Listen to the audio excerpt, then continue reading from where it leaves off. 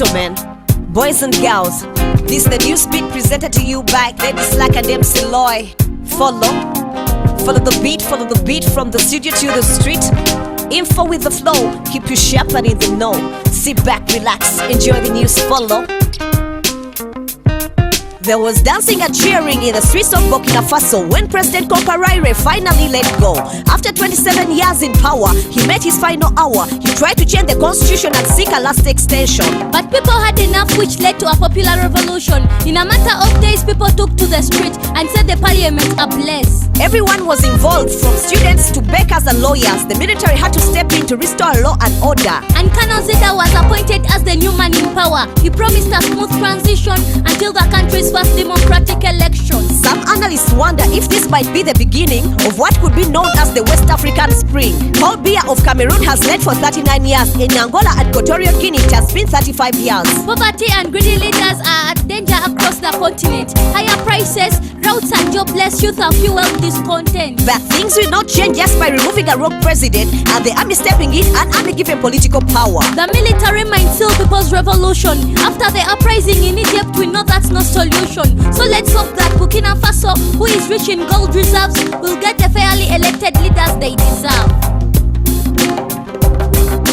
People over the world want to live in peace. Many countries fight for independence. Let's hear from our reporter Survivor. Zambia celebrated 50 years of being independent without their president, who was away receiving treatment. President Michael Sata later died in a London hospital and will be buried on November 11th in the country's capital. Zambia has lost 2 presidents in office to poor health. President Mwanawasa died of a stroke in 2008, but the death of the 77-year-old President Sata has been overshadowed by the ongoing political drama. Dr. Guy Scott, who is Zambia's vice president, was appointed interim president by the Zambian cabinet, provoking hundreds of political cadres into protest, saying Dr. Guy Scott does not qualify to contest. The issue is a constitutional requirement on parentage, which bans anyone whose parents are not of Zambian heritage from contesting for the presidency, putting the vice president, Dr. Scott, at a disadvantage. His parents' British heritage has not come in handy, and yet he has played a strategic role in the country. He served in the very first democratic government. He was also involved in the liberation movement. He is to lead the country through a 90-day transition as the first West Zambian president until the by-election. Thank you, Survivor, for that news report. Corruption is not only Uganda's trouble. In countries around the world, they sometimes have it double. But many systems are able to punish for bribes with help of functional court, civic scrutiny and fair trials. From Charlotte, North Carolina comes a late story of Patrick a mayor who has fallen for glory. He was just sentenced to 4 years in prison. Taking bribes worth $48,000 was the reason. He had been taking money from real estate developers, letting them acquire permits without hassle. He was caught red-handed taking bribes from a businessman who was in fact an undercover FBI agent. The judge said he had to set an example to stop corruption from becoming rampant. Some think the best way to get rich is become a politician, and for the companies, bribery gives them an edge of competition. The problem is the money invested in the elections. Those that sponsor the campaigns often do in hope of future gains. In Washington and Brussels, they call it a lobby, but that with that kind of influence is a threat to democracy.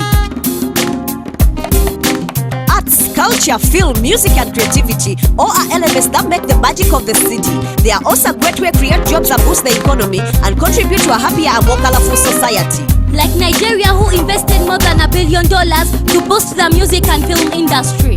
Now the world listens to P-Square and watches Nollywood movies. UNESCO launched the Creative Cities Network in 2004. Since then, 41 cities have received the honor. Together, these cities shared ideas, best practices and experiences on how to promote culture, social and economic development.